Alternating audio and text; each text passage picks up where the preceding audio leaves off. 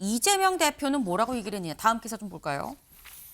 이번 한덕수 이 대행에 대한 기각 결정에 대해서 이재명 한 기각 국민 납득하겠나. 천막 당사에서 윤 탄핵 압박. 네. 이재명 대표 목소리 직접 들어보고 오시죠. 헌정 질서를 수호하는 우리 더불어민주당의 현장, 다른 분들은 박수로 호응해 주시기 바랍니다.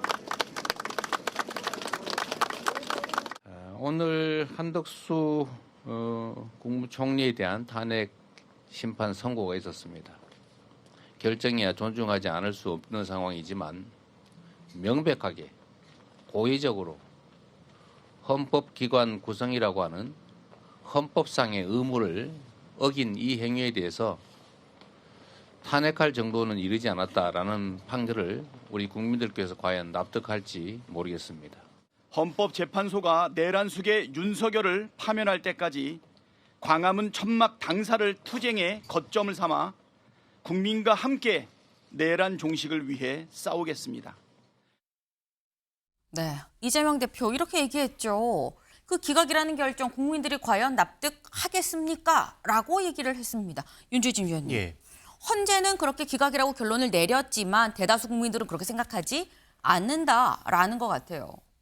노무현 전 대통령이 의문의 일패를 당했다. 저는 이렇게 평가를 하고 싶어요. 왜냐하면 이번 헌법재판소의 결정은 네. 과거 노무현 전 대통령 탄핵 선고와 그 논리 구조가 동일합니다.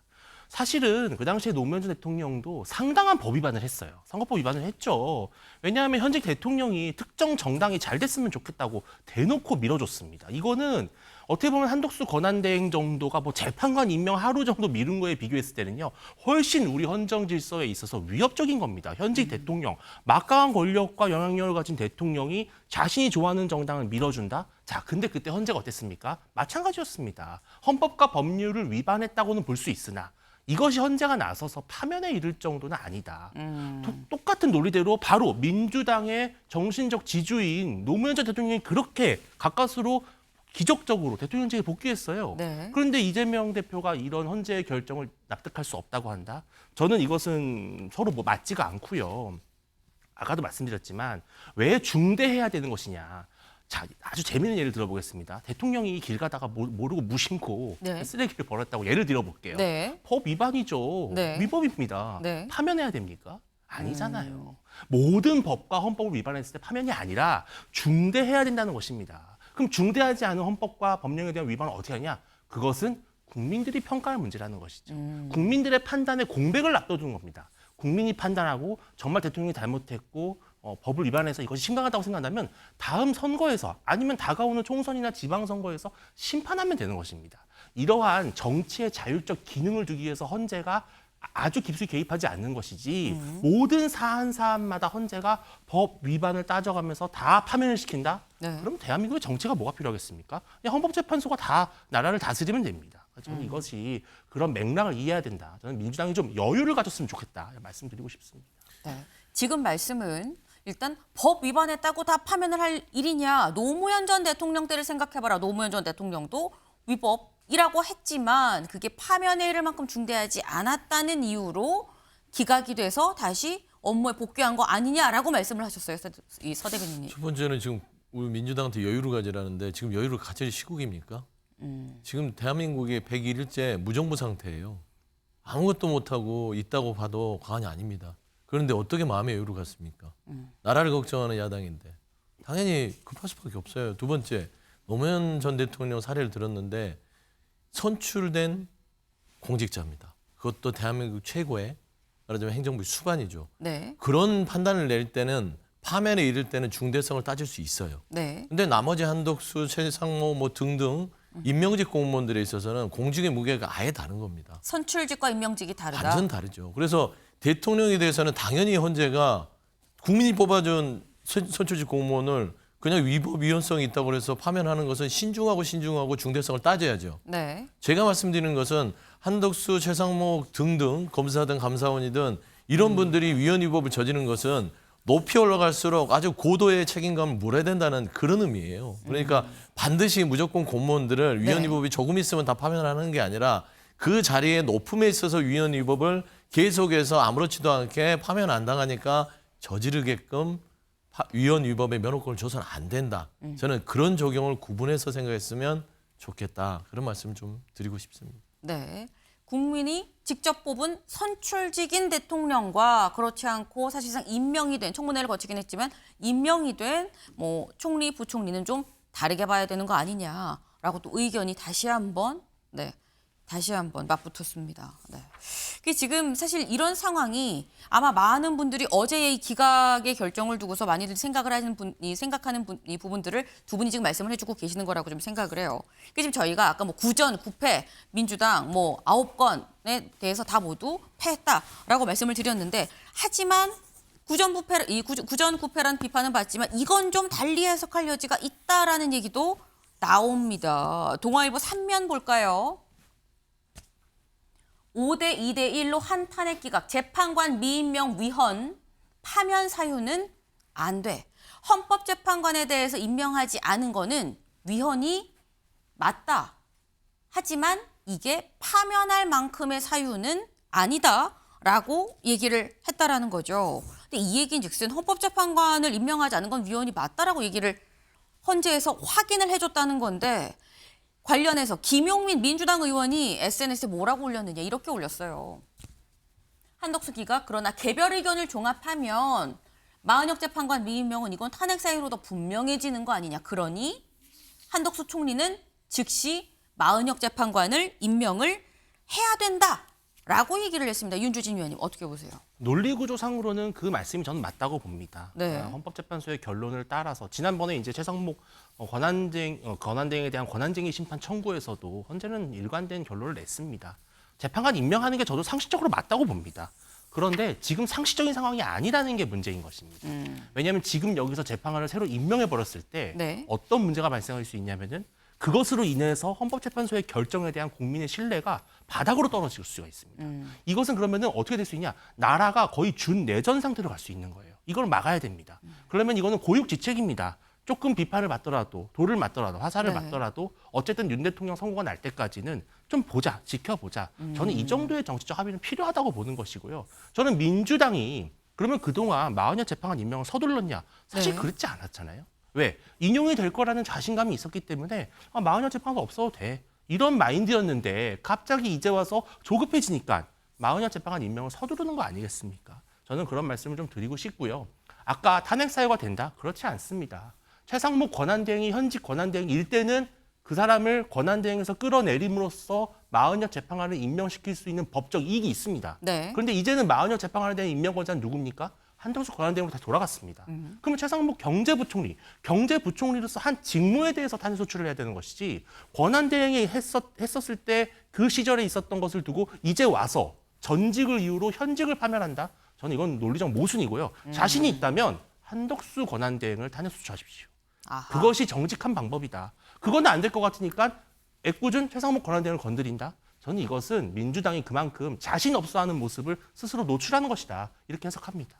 전직의 일을 이유로 현직을 탄핵시킬 수가 있느냐 할 거면 한덕수 대행을 탄핵시켜야 되는 거 아니냐?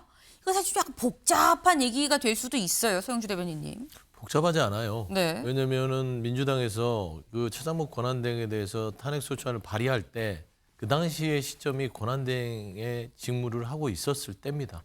그때 그 당시 이미 접수가 발의를 됐지요. 했기 때문에. 그렇죠. 그리고 그 행위에 대해서 그 직에 대한 면직을 요구하는 거기 때문에 기재부총리에 대한 직에 대한 심판을 받는 거예요. 그래서 이거는 뭐 전혀 뭐 이게 모순되지 않는 부분이고요. 두 번째 동아일보 기사를 보면 재판관은 미임명은 위헌이다. 근데 파면할 사유는 안 된다. 네. 저는 헌재 계속 비판할 수밖에 없는 게 자기 모순이에요. 위헌을 저지르는데 파면 안 하면 미임명 하라는 소리잖아요. 위헌을 계속해도 돼. 파면 안 당할 거야. 그러면은 고위공직자가 돌아가서 재판관 미임명 계속 할 거예요. 그리고 탄핵소추 당해서 난 파면 안 시킬 거니까 또 미임명하고 버티고. 그러면 이게 헌정질서를 바로 세우는 헌법재판소의 판단일까요? 모순 아닙니까? 위헌을 저지르는데 파면을 안 시켜요. 그런데 미임명이 위헌이 아니면 미임명은 계속될 거예요. 기준을 안 세워주잖아요. 저는 이런 부분에 있어서는 헌재가 이런 좀 모순적인 자기부정적인 어떤 판단들은 최소한 선출직 공무원이 아닌 임명직 공무원한테는 조금 더 국민들이 보기에 가혹할 만큼 판단을 내려줘야 된다라는 말 다시 한번 반복할 수밖에 없습니다. 네, 지금 서 대변인께서는 이번에 헌재가 어쨌거나 뭐 자기 모순적인 이 얘기 아니냐라고 말씀하시면서 한 게 어쨌거나 이게 임명을 하지 않아도 파면 사유는 되지 않는다는 또 다른 어떤 보장, 해석을 내놓은 거기 때문에 그렇다고 하면 계속해서 임명하지 않지 않겠느냐라고 말씀을 하셨어요. 어제 기자들이 청사에 출근한 한덕수 대행한테 직접 물어봤습니다. 이 임명하실 겁니까? 뭐라고 얘기했는지 들어보시죠. 권한대행님 혹시 마은혁 재판관 임명 여부에 대해서는 혹시 이제 결정- 곧 또 뵙겠습니다. 네, 감사합니다. 마은혁 재판관 임명하실 겁니까?를 여쭤봤는데 이제 곧 또 뵙겠습니다로 넘어갔어요. 윤주진 위원님. 예. 임명한다는 겁니까? 안 한다는 겁니까? 할 수 없죠. 할 수 없다고 봅니다. 해서도 안 된다고 봅니다. 왜냐하면 아까 말씀하신 대로 지금 대한민국이 상식적인 정말 평상시와 다름없는 그런 상황이라면 대통령이 헌법재판관 혹은 권한대행이 헌법재판관을 임명하지 않았을 때 국민적 비난이 빗받쳤을 겁니다. 그런데 지금은 진짜 현직 대통령의 임기를 여기서 중단시키고 새로운 대통령을 뽑느냐 아니면은 다시 복귀를 하느냐 정말 대한민국의 명운이 걸린 중차대한 결정을 앞둔 헌재에 혹여나 국민적으로 마은혁 재판관이 들어가서 혹시 인용된 거 아니야? 마은혁 재판관이 들어가서 기각된 거 아니야? 이런 불필요한 논란을 가져올 수 있는 왜 핵폭탄을 터뜨립니까? 그거는 국민들에 대한 예의가 아닙니다. 저는 헌재도 그 부분을 봤을 거라고 봅니다. 재판관을 임명하지 않음으로써 우리가 당하는 어떤 불이익, 우리가 놓치는 기회 분명히 있을 겁니다. 헌법재판소가 9명이 되면서 좋겠죠. 그런데 헌법재판관을 임명함으로써 우리가 얻는 불이익과 피해, 부작용 이게 훨씬 더 크다면 저는 민주당이 좀 기다려줄 필요가 있다는 것입니다. 마은혁 재판관 없어도 어차피 윤 대통령 선고 나오거든요. 인용이 된다면 본인들이 원하는 대로 가는 것이고 기각이 되면 그때 가서 마은혁 재판관을 임명해서 다시 뭐 탄핵 소추하든 민주당 하면 되는 거 아니겠습니까? 네. 저는 이렇게 너무 좀 서두르지 않았으면 좋겠다 말씀 드리고 싶습니다. 네, 당연히 임명하지 않을 거다라고 말씀을 하셨어요. 근데 우리가 이번 한덕수 대행에 대한 이번 기각안, 이 결정문에서 저희가 또 하나 알 수 있었던 게 뭐냐. 의결정족수, 대행에 대해서 탄핵을 할 때는 의결정족수가 200명이 안 돼도 된다. 본인이 원래 직책, 그 직책에 대한 탄핵, 뭔가 과반, 150만 넘으면 된다라는 것도 이번에 결정을 통해서 나왔죠. 근데 그렇다고 한다면 임명을 안 할 거다라고 말씀하셨는데 그럼 성시 대변인님 네. 짧게 여쭤볼게요. 네. 한덕수 대행에 대한 탄핵안 또 제출될 수도 있는 겁니까? 저는 뭐 가능성이 없다고 보지는 않아요. 없진 위헌을 않다. 저지르면 원칙입니다. 그냥 위헌을 저지른 공무원은 탄핵을 당한다. 이게 네. 공식 같은 겁니다. 예를 들어 한덕수 총리를 권한대행 시절에 우리가 민주당이 탄핵을 안 했으면 네. 당시에 3명을 임명 안 했잖아요. 재판관 6명이었어요. 네. 그러면 탄핵 내란 우두머리 혐의를 받은 대통령에 대한 심리조차 진행이 안 됐을 겁니다. 지금까지도. 그런데 결국에는 탄핵을 심판을 소추를 의결하고 나서 최상목 권한대행이 와서 2명을 그나마 임명을 했죠. 그래서 8명에 대해서 심의를 시작한 겁니다. 그럼 민주당의 무리한 탄핵인가요? 내란에 대한 사태를 수습하기 위해서 결정을 했던 거예요. 저는 그런 부분에 있어서 한덕수 총리가 복귀했는데 또다시 위헌적인 부분을 하면 상습으로 다시 한번 탄핵을 할 수도 있다. 그래 봅니다.